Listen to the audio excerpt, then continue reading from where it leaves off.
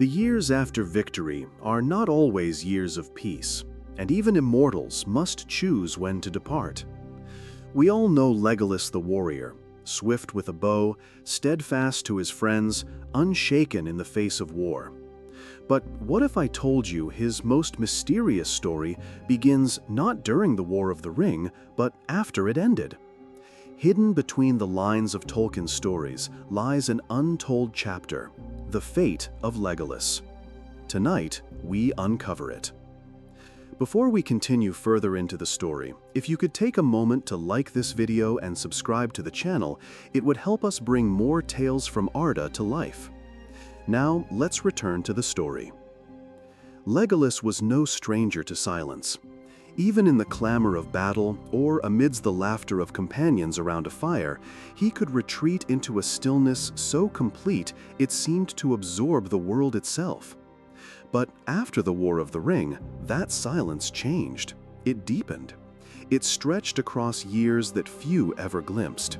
For the histories that men and even elves wrote rarely paused to note what one immortal might do in the slow unfolding of peace. The great battles were over. Gondor had been restored, the shadow vanquished. And yet, for Legolas, the end of war was not a return to comfort, but the beginning of a longer, quieter reckoning.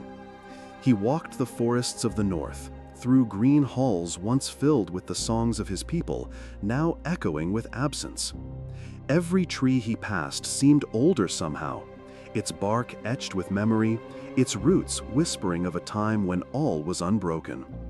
Thranduil's halls shone in distant memory, jewels glinting like starlight on stone. But the king's court no longer called to him with the urgency of old. The path of duty had shifted. What remained was the path of reflection. He often paused at streams, watching the water ripple over stones worn smooth by time.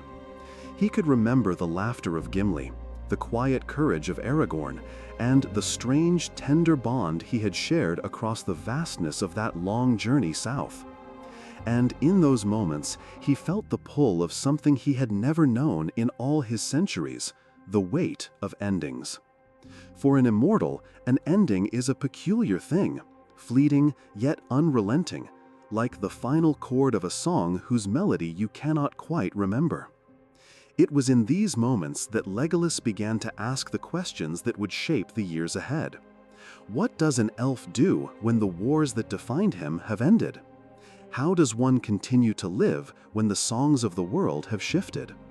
The forests themselves seemed to answer him in sighs and rustlings, urging him forward while reminding him that every step was both a departure and a return.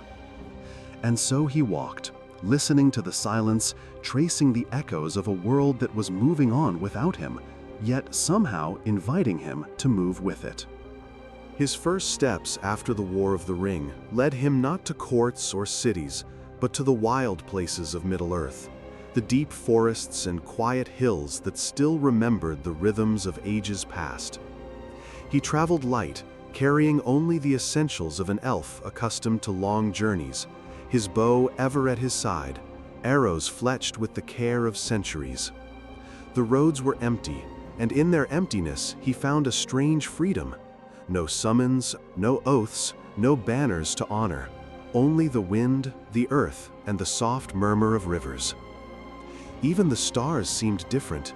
In the nights after the war, when the sky was clear above the northern forests, he would pause and lift his gaze, letting the constellations guide him. The patterns reminded him of Thranduil's halls, of stories sung in the glow of lamplight, of long-forgotten adventures in lands far from his home. And yet, as he traced them, he felt the weight of absence. Gimli had returned to Erebor, Aragorn to Gondor, and the songs of their shared journeys faded slowly from the tongues of men. The world was alive, yet it moved with a rhythm that no longer included him in its immediate pulse. In those first years, he often lingered near the borders of Greenwood the Great, now less wild, more traveled by men and dwarves alike. He observed them quietly, studying their ways, their triumphs, and their follies. For all the changes wrought by war, the hearts of mortals remained a mystery. Some sought power, some peace, and some, like him, sought understanding. And though he was immortal, he began to realize that the true challenge of life after the war was not in battle, but in finding purpose when the battles were gone. He would speak little, mostly to the creatures of the forests, birds, deer, even the low murmuring of streams. But when he did speak, his words carried the weight of centuries, soft but unyielding, like wind through pine needles. Occasionally, travelers caught sight of him, a figure moving like a shadow in the moonlight, and felt the uncanny sense that he had always been there, waiting. They could not know that this elf was not only a prince of the woodland realm, but a witness to the deepest shifts of the age. Each step he took was both an exploration of the world and of himself, a slow unearthing of what it meant to live when the story that had defined you had ended. And yet, even in solitude, he was not without companions. Memory itself became his guide and confidant. He remembered the laughter of Gimli, the steadfastness of Aragorn, the gentle wisdom of Gandalf. These recollections were not mere ghosts, they were threads, weaving a tapestry of courage, friendship, and loss that stretched behind him and before him. Sometimes he would speak to these memories aloud, his voice merging with the rustle of leaves, asking questions no one could answer. What is the purpose of an immortal in a world that moves inevitably toward change? How does one honor the past without being imprisoned by it?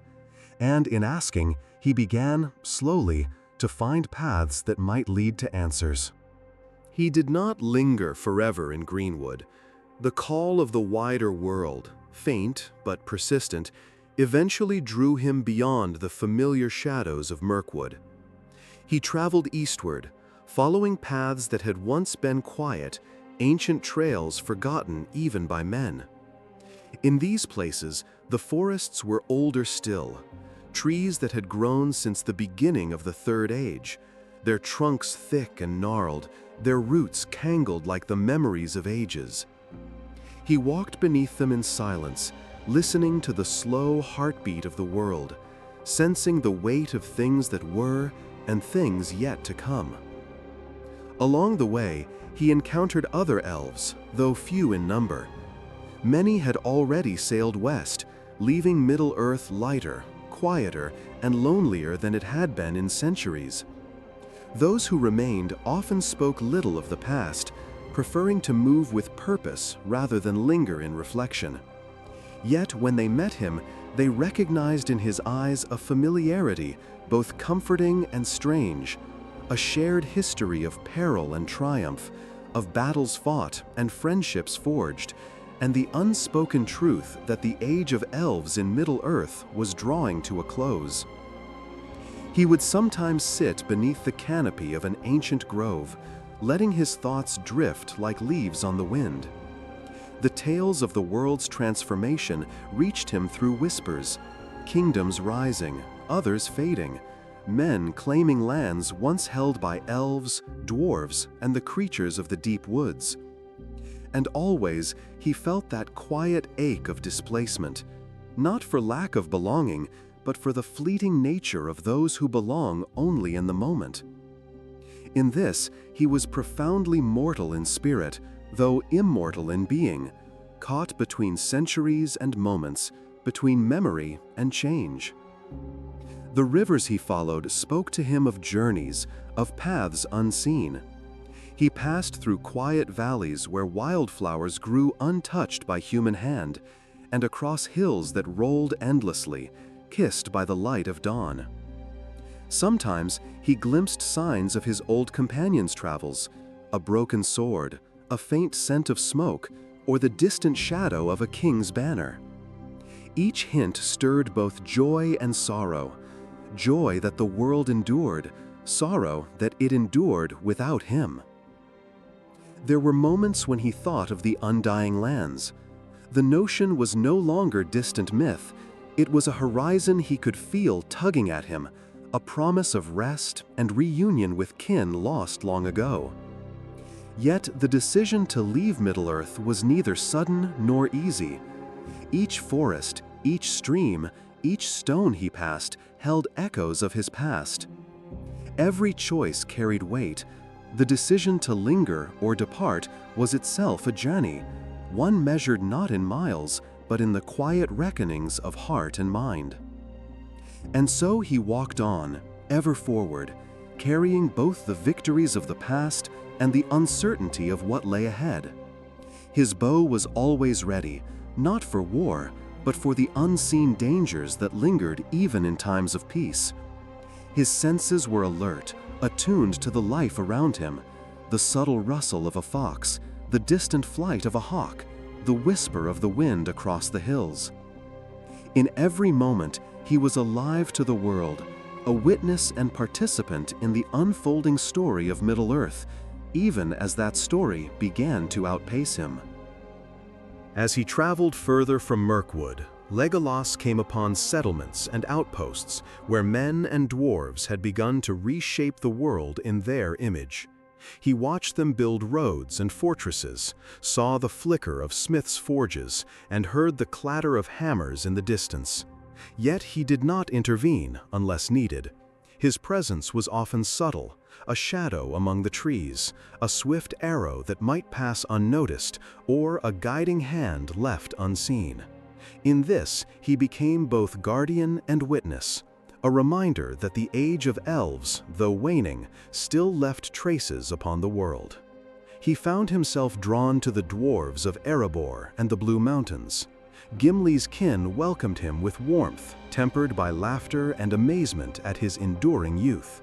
Together, they shared stories of battles, of losses, and of glories sung in halls now quieted by the passing of kings. And in these moments, Legolas allowed himself to feel what he rarely had in the years after the war, a sense of belonging, fleeting though it might be. Yet even amidst camaraderie, he felt the quiet tug of impermanence, the reminder that all mortal bonds were, by nature, fragile. Men, too, fascinated him. He wandered through villages and cities, observing the growth of Gondor and Rohan. Aragorn's reign in Minas Tirith was a beacon of hope, yet Legolas could see the strain of kingship in the tired lines on the faces of men, in the careful measures they took to hold peace. He admired their resilience, even as he recognized the limits of their vision. The world of men was brief and fleeting, yet in its brevity, it burned with an intensity that immortal life could never know. Watching them, he felt both awe and sorrow, for the very things that made their lives brilliant also made them unbearably fragile. There were nights, under the cold sweep of stars, when he would speak to them, kings, warriors, or wandering travelers, sharing tales of distant forests, of battles fought against shadows older than memory, and of companions who had shaped the world yet were now absent. He did not speak to instruct, but to offer perspective, a thread of understanding connecting the long-lived and the short-lived, the immortal and the mortal. And in those exchanges, laughter and sorrow mingled, revealing that even centuries could not harden a heart to empathy, nor prevent a soul from recognizing the fleeting beauty of shared existence. But for all this engagement, solitude remained his constant companion. He would rise before dawn, wandering hillsides or along rivers that wound through lands both familiar and foreign. Sometimes he paused to trace the roots of trees that had stood since the first age, whispering his thoughts to the wind and water. Here, he wrestled with questions that had no clear answers. How does one measure a life that spans centuries? How does one reconcile joy with the inevitability of loss? And always, the pull of the undying lands lingered, a horizon that promised peace, yet demanded the courage to leave the life he had known, the friends he had loved, and the lands that had shaped him. In these quiet hours, Legolas became a mirror to Middle-earth itself, patient, eternal, yet profoundly moved by the currents of time and change. Every step he took, every path he traced, was a reflection of his inner journey, one of reflection, responsibility, and a growing understanding that even immortals must grapple with the passage of the ages. As the years unfolded, Legolas felt the pull of the west more insistently, like the distant tide tugging at roots too deep to break. The forests he had loved now seemed to whisper not just of life, but of an ending. Not an ending of existence, but an ending of presence. The songs of the woodland folk, once ringing with laughter and joy, had grown quieter. The younger generations of elves, though strong and bright, were fewer, and their hearts were increasingly drawn to the shores of Aman. And in this, Legolas felt a quiet unease. To remain was to witness a world shifting beyond recognition, yet to leave was to abandon the lands that had shaped him for countless centuries. He walked along the rivers of the north, where the waters were pure and eternal, reflecting the sky like a mirror of memory. Sometimes he would sit upon a stone at their edge, bow in hand, watching the ripples carry leaves and petals far downstream. He thought of the companions he had known. Gimli, steadfast and true, who had forged bonds beyond the boundaries of race. Aragorn, king of men, whose courage had reshaped kingdoms. And Gandalf, whose wisdom had guided them through darkness too profound for any single heart. They had all found their places in the unfolding tapestry of Middle-earth. And he, immortal, unchanging in form, stood at the edge of time, questioning where he belonged. There were nights when he spoke aloud to the wind, to the stars, and to the quiet earth beneath his feet. He asked himself questions that carried the weight of centuries. How does one measure the worth of years? What is the value of memory when all else passes? Can an immortal heart remain tethered to a world that will one day forget it? And yet, in the asking, he found not despair, but a strange solace. To live is to observe, to remember, and to bear witness. And in this, perhaps, there was a purpose beyond the grasp of fleeting moments. Legolas began to journey slowly toward the western shores, not in haste, but in contemplation. Every forest he left, every hill he crossed, every river he followed, became a farewell of sorts. He lingered at places where he had once fought, where he had once laughed, where he had once known the tender bonds of friendship and loyalty. Each step was a meditation on impermanence. Even the smallest leaf, the quietest bird, seemed to speak of endings and beginnings alike. And yet, there was hope in the horizon. The Undying lands were no myth, no distant dream. They were a promise of rest, of reunion, of a peace untouched by the sorrows of Middle-earth. Still, the thought of departure brought its own grief. To leave was to sever the final ties to a world he had defended, a world he had loved. The rivers, the forests, the mountains, they were not merely landscapes, but companions, each carrying the echoes of laughter, of sorrow, of victories hard won and losses deeply mourned. So he walked on, balancing the weight of memory against the promise of Aman. Each day was both a departure and a preparation. And as he moved, the forests themselves seemed to honor him. Branches arching in silent salute, leaves whispering farewell, winds carrying his footsteps toward the west. In this, Legolas embodied the very essence of time, eternal, reflective, and forever moving forward, even as the world he loved slowly receded behind him. In the last years of his time in Middle-earth, he moved with a deliberate reverence, aware that every forest path, every hilltop, every river bend could be his final witness. He returned, quietly, to Mirkwood, where the light filtered through leaves like scattered gold, where the whispers of ancient trees spoke of centuries past. The halls of Thranduil were no longer bustling with the urgency of war, yet the echo of life remained, soft voices, distant laughter, and the faint hum of memories. Here he lingered, not to reclaim what had been, but to honor it, to see with his own eyes the world as it was left, beautiful yet inevitably changed. He visited the clearings where he and his companions had camped, where Gimli had marveled at the splendor of the woods, where Aragorn had spoken quietly of hope and renewal.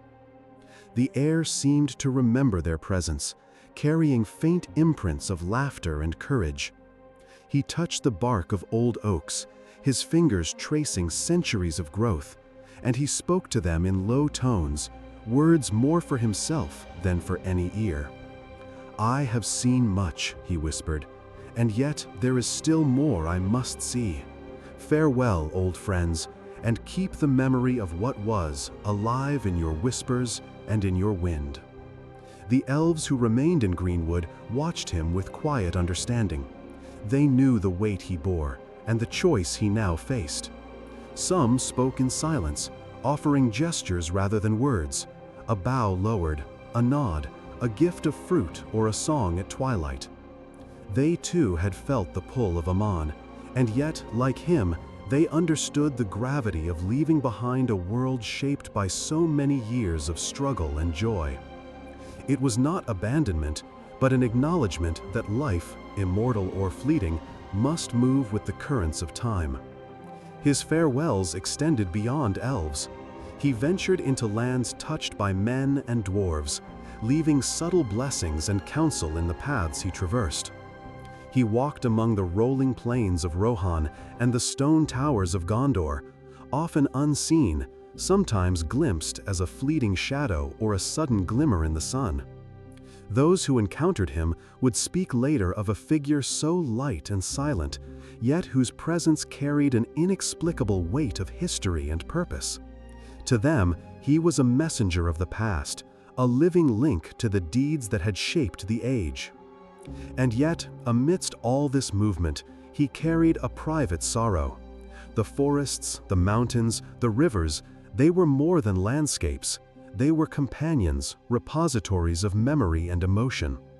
To leave them behind was to sever ties older than any mortal heart could comprehend. In the quiet hours, he would pause at the edge of a glade, listening to the wind through the trees, allowing himself the rarest of indulgences, tears, silent and unacknowledged, for the passage of all that he had loved. As the day of departure approached, he stood on a hill overlooking the sea. The horizon was wide and endless, the waters stretching like silver into the distance. The call of Aman tugged at his heart, gentle yet insistent, a promise of rest and reunion with kin long gone. The sun dipped low, casting long shadows over the forests and hills he had known all his life. He breathed deeply, feeling the pulse of the world in his veins, honoring it one final time.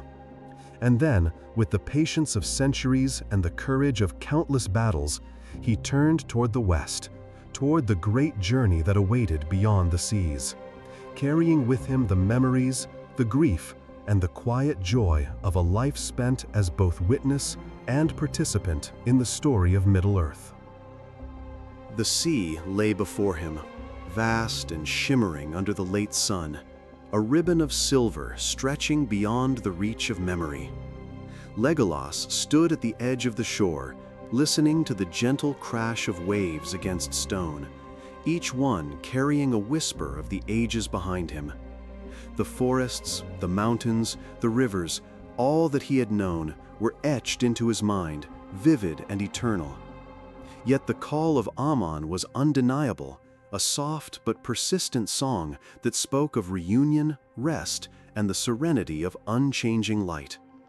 He took a final breath of Middle-earth air, carrying the scent of pine and stone, of damp earth and distant fires, and let it mingle with the longing that had drawn him westward for years.